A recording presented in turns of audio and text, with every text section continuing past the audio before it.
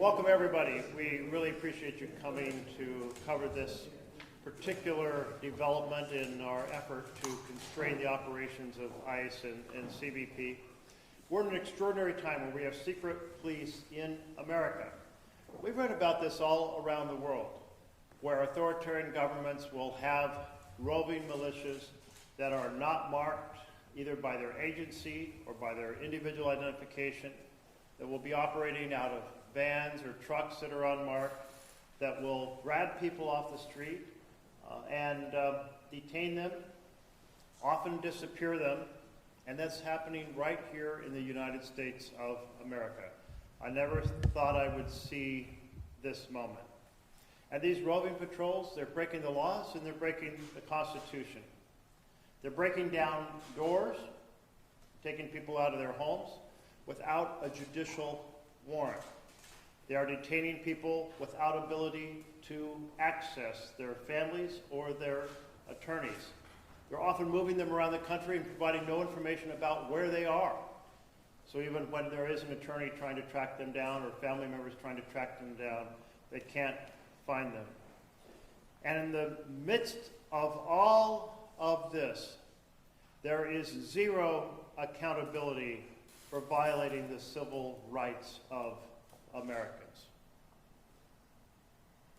That is extraordinary. We have a Vice President of the United States saying those agents, they have absolute immunity. Why do they have immunity? Well, they have immunity in part because the Department of Justice has no intention on reining them in, not disciplining, not holding them accountable to any law. And they have immunity because citizens cannot sue federal agents for violations of their rights. Now, you can sue for violation of civil rights by local police. We can sue for violation of our rights by state police agents, but not the federal agents. So that is why Congresswoman Salinas and I have said that's wrong. Citizens who have their rights violated should have the same right to sue the federal government as they have to sue the local government or the state government. Because that power will be a powerful factor in creating accountability. So that is why we introduced together the bill, the ICE and CBP Constitutional Accountability Act. And indeed, with that ability to sue comes also a source of money. Back last year, Republicans in the House and Senate passed a bill that the president liked to call his big, beautiful bill. We didn't call it a big, beautiful bill. We called it a big, ugly betrayal. Because that bill provided for cutting nutrition and cutting health care and running up an estimated $30 trillion in additional national debt to do tax breaks for the richest Americans. In other words, the families lose and billionaires win proposal.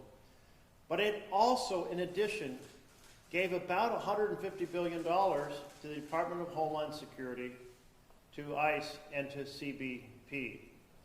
So those funds are the funds that would be tapped in to pay the damages if someone successfully sues for the protection and defense of their civil rights. I'm going to turn this over to a partner in the House of Representatives who has been so effective in carrying this vision forward. But I want to ring the alarm bells that we are in an authoritarian state. The president is immune from committing crime as long as his crime is disguised as an act of government because of the Supreme Court giving him that power. And everyone working for him believes they are protected from committing a crime because he will pardon them. So we have an executive branch out of control, destroying our democratic republic from the inside to create a strongman state. And a huge piece of this are these out of control, roving secret police militias from ICE and CBP, and we have to put an end to it. They're violating our rights. They are disrupting our communities. They are terrifying people throughout the land. I turn it over to Congresswoman Salinas. Good morning, and thank you, Senator Merkley. Thank you to Isa Pena, Nancy Flores Lopez, Jimena Van Dyke, and the brave families who will share their stories. We're here, as Senator Merkley said, because essentially nobody should be above the law. And we're here because President Trump's immigration vigilantes are violating our constitutional rights across the United States, not just here in Oregon, but everywhere, from Oregon to Minnesota and beyond. We've watched ICE and CBP systematically abuse their power, incite violence, and violate the Constitution. Earlier this month, federal officials tear-gassed children, workers, and even dogs at a peaceful protest at the ICE facility office in Portland. Today, we are demanding accountability for this violence and their abuses. Here in my district, ICE and CBP arrested and detained a 17-year-old American citizen from McMinnville. He was a high school student on his lunch break. They smashed his window open. They got glass in his eye, and the student to this day has been so traumatized to speak to anybody about what occurred.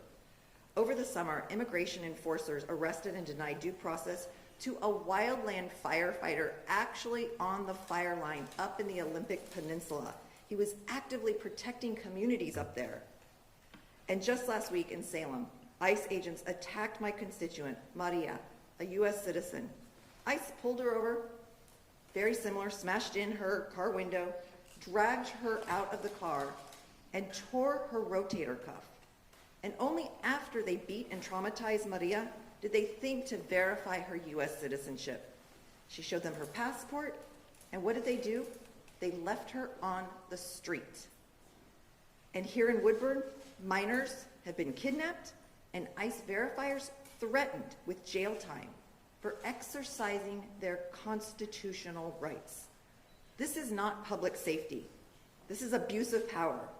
And when there are no consequences, these violations will continue. This bill is simple, as Senator Merkley stated. If ICE or CBP officers violate someone's constitutional rights, the victim can sue the federal government and hold them civilly liable. And if the courts find that ICE or CBP did indeed violate someone's rights, the damages awarded would be first drawn from the One Big Ugly Bill, from H.R. 1. Their bill handed more than $150 billion to ICE, CBP, and DHS, which Trump has used to implement this cruel reign of terror.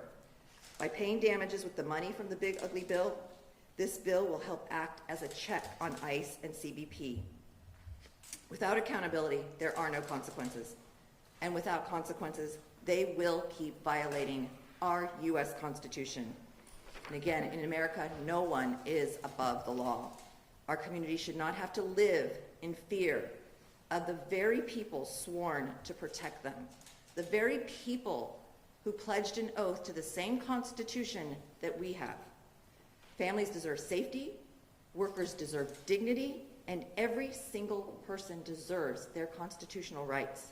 Today, we say enough is enough. We choose justice, we choose accountability, and we will put an end to Trump's abuse.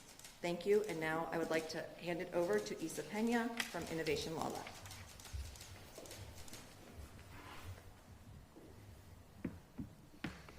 Thank you so much, Congresswoman Salinas.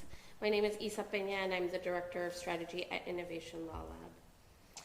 The rights outlined in the Constitution apply to everyone in the United States, regardless of their immigration status.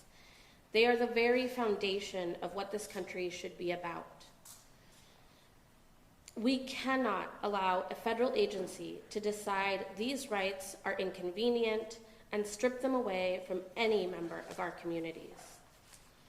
For the safety and well-being of all of us, we must hold these federal agencies accountable, defend due process, and remain united. Under this administration, we have seen some of the most significant ICE presence in Oregon in many years. We are seeing deeply troubling reports of warrantless arrests, denial of access to counsel, failure to meaningfully assess flight risk, racial profiling and intimidation, the use of arrest quotas and manufactured paperwork, and use of high-tech surveillance to target entire neighborhoods, and so much more. Immigrant Oregonians are mothers, are fathers, they're construction workers, they're farm workers, doctors, students, and they are a critical fabric of Oregon. They have been terrorized by these violent actions and have sown fear in our communities over the vast invasion of privacy and unfeathered data collection that endangers us all. We must remember that due process applies to all of us, that ICE cannot deny counsel at critical moments when legal representation is essential, and that federal agents cannot be shielded from meaningful judicial review. They must be held accountable. We have a collective responsibility to stand up for safety, for dignity, and to protect the constitutional rights of all of us. We are grateful for Senator Merkley and Representative Salinas for introducing legislation that will ensure that ICE and CBP agents are held accountable for violating our constitutional rights, and to ensure that people in these agencies have a clear pathway to justice. Everyone deserves dignity. People deserve to go to work and take care of their children, to go to school and seek medical care, and to move freely about the world without fear of being unlawfully detained. And Oregon will continue to stand together for unity, for clarity, and for courage. Thank you.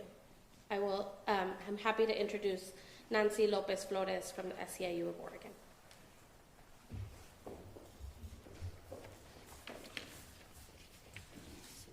Just 2 weeks ago, I went through one of the most traumatic events I've ever experienced. Who would have ever thought that a simple afternoon out to cash a check and buy a cake would turn into a night in the hospital emergency room? I was driving on a quiet, less populated street that I use a lot. I wasn't speeding. I wasn't weaving on the road. I was followed for several blocks by a black, unmarked SUV, which started flashing its police lights.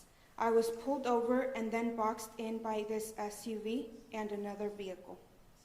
So I couldn't go anywhere, like a criminal wanted for a violent crime. I was frozen in fear and too frightened to respond when these agents started banging on my window. Papers, papers. I've never been asked to show papers anywhere. They bashed in my car window, like you've probably seen all over social media, where they do this to people, and pulled me out. Not gently, not with care, but aggressively, as if I was wanted for a terrible crime. Did I look like someone they were looking for?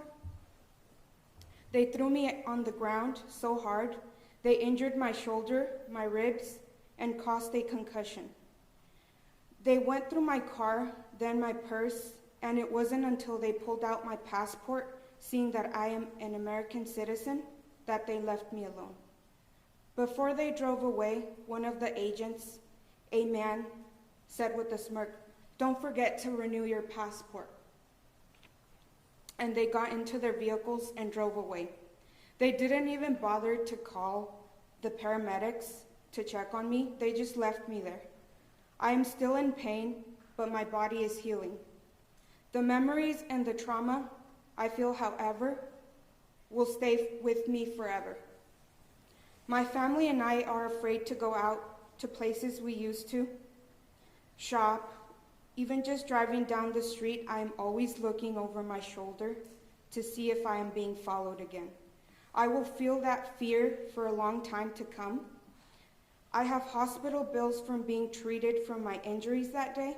I have to get my car window fixed, and yet I still have to work. And I am always going to feel anxious about driving around town anywhere. This is not okay. Holding these federal agencies responsible might make agents think twice about how they go about their jobs. how they treat people, and tame how forceful they question people or take them into custody. To this day, I still do not know what I could have done differently than I did. I was silent, didn't resist, and didn't try to run when they got aggressive and attacked me. Thank you, Representative Salinas and Senator Merkley, for sponsoring this bill. Thank you for listening to your constituents and doing what you can to hold these agencies responsible. And I would like to introduce Jimena Van Dyke with Unidos.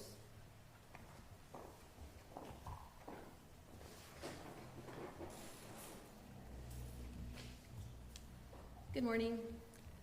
I'm here today to speak about something that should concern every person in this country, regardless of political party, background, or immigration status.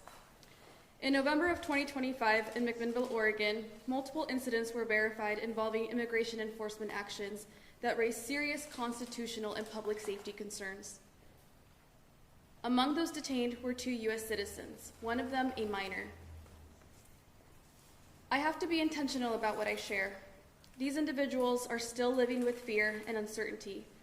They are acting on legal advice and are not speaking publicly because they are concerned about potential retaliation against themselves or their families. Let that sink in. U.S. citizens are afraid to speak their truth about their own U.S. government. One of those individuals was a high school student driving during his lunch break when he was pulled over by immigration agents. His vehicle window was broken. He was forcibly removed from his car and detained. That same day, another U.S. citizen was surrounded by multiple unmarked vehicles and detained. A second high school student was followed, pulled over, questioned about her own immigration status and her parents.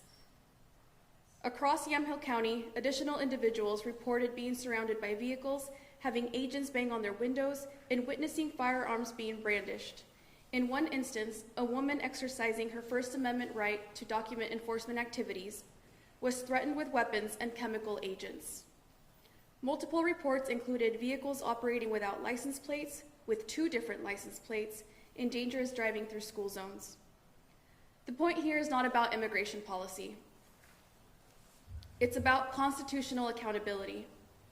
It's about whether federal agents can operate in our communities without transparency, without clear identification, without adherence to state law, and without consequences when they violate civil rights.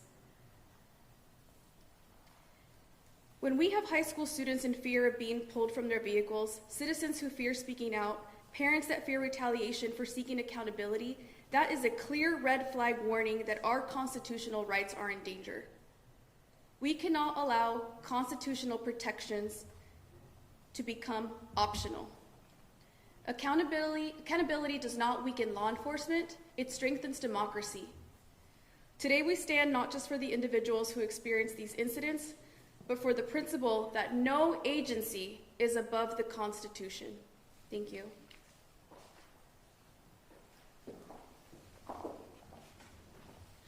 Yeah, thank you so much to all of you. And we want to open this up to any questions that the press might have for any of our presenters.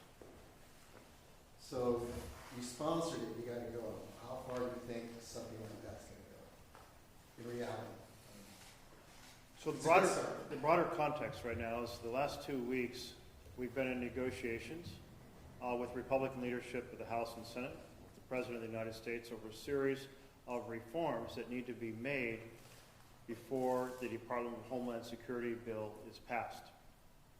And those reforms include this type of accountability. They also include an end to the secret police, that is, you must wear identifiers. You cannot operate without agency and individual identifier. It includes not being able to break down doors in inner-peace homes without a judicial warrant, which is the Constitution, by the way, so law. We are finding that there is little interest among the President or the leadership of the House and Senate to enact these reforms. So DHS is currently, that bill, the Department of Homeland Security, is currently unfunded. The dilemma we have is that they received so much funding in the big, beautiful bill last year, what big, ugly betrayal of a bill last year, that they can go forward on that funding. So we'd like to claw that funding back. Meanwhile, we want to press on every front. We want to build basically a lot of co-sponsors to this bill, take each of these pieces of the puzzle, press it forward, have the American people be aware that we have a government operating with impunity. Absolutely no concern about violating the law or the Constitution. That happens in authoritarian governments around the world, and now it's here in the United States. And if we value our rights, and we value decency, if we value freedom of speech, if we value public protest, we have to stop this new era of government impunity. Let me just turn it over. Senator Merkley's absolutely right. This is just one more arrow in our quiver. And the Congressional Hispanic Caucus just this past week endorsed this bill. We're 45 members strong on the House and Senate side of Democrats who want to see our communities protected. And this is one way to do that. I have now voted against the DHS funding bill twice, and I have come out with a list of demands along with our congressional delegation, along with the Congressional Hispanic Caucus, along with the Democratic Caucus, to basically say we need accountability tools, because otherwise Trump and his ICE vigilantes are going to run roughshod, not just over our immigrant communities, not just over people with brown skin, but they are brazen enough to kill Americans on the streets of the United States. Everybody should fear this right now. And I think Republicans are starting to wake up, starting to understand this, and they should come to the table and help us accomplish reforming how we look at law enforcement at the federal level, how we protect people, how we protect our constitutional rights, and make sure that everybody has recourse to hold this agency accountable. When I said that this operation of folks violating civil rights with impunity is one piece of a broader authoritarian transformation of our nation, it is because what we have seen in the last 30 years is democratic republics disappearing around the world, not because men with guns storm the Capitol or storm the equivalent of the White House, Chief Executive's house, but because it's undone from the inside. And so I put together this pamphlet, Ring the Alarm Bells, in which I laid out the 10 strategies that authoritarian presidents are using to destroy democracies from the inside, and then ask the question, are these things happening here? And the answer is all 10 of them are happening here in the United States of America right now under this Trump presidency. They're seeking to create a super presidency, an authoritarian state, and its citizens who are protesting in the streets, and its citizens who are organizing for the next election in November, who are going to save our republic. And I'm absolutely confident that we will save our republic, but it will only happen. We do everything we can to ring the alarm bells, and everything we can to create accountability where there is none currently. Joel, you want to add anything to that first question? Go ahead, Julia. So we saw this week that DHS has announced it's going to start pulling back out of Minneapolis, but that raises the prospect of whether they try to have that Minneapolis-style crackdown in other cities or states. How are you all with advocates on the ground and doing Senator Merkley in Congress preparing to go to try to stop the potential of that happening in Oregon, and then bracing for what happens if we have a lot more CBP and ICE officers on our streets here? You're absolutely right. There is the fear that they are going to be deployed elsewhere. We have to work at all levels, and Senator Merkley just alluded to this, and by all levels, that means Congress, the courts, and the community. This has to be a groundswell from the grassroots up. This has to be from leaders, elected leaders at every level, local level, county level, state level, obviously the federal level, speaking up and saying, not here, not in my backyard. And if all 50 states do that, we will basically shut down what ICE is doing right now. For instance, we know that ICE was considering a soft shelter facility out in Newport. We collectively, with the Oregon delegation, sent a letter basically asking questions like, what is the process that you're going through? We do not want this in our backyard. The nearest the Portland airport is 3 hours away. And I've told my colleagues, you do not want detainees from your state flown to Portland and then driven 3 hours away where their attorneys and any kind of support, family support, would not be able to get to them. This is part of what they are planning, and we know this. So we have to continue to speak out on all of these fronts. And I know it feels like a lot right now, but it is working. Speaking out on every level, trying to put forward legislation, trying to put forward letters, people writing to their members of Congress, people honking and having protests on street corners in every city across America is telling Congress, do your duty. Stand up for the Constitution. Stand up for due process. I'll stop there. We know that they're buying warehouses up across the nation. So what we're seeing in Minnesota when they say they're withdrawing, it's a tactical retreat. But as long as Stephen Miller is driving immigration policy and Kristi Noem is driving Department of Homeland Security, what we're seeing is they are preparing not for a reduction in their operations, but an expansion of the operations. They are still hiring rapidly hundreds, thousands of new agents. They are buying up these warehouses to create massive sets of detention centers all across America. And we keep hearing rumors that Oregon is high on the president's list.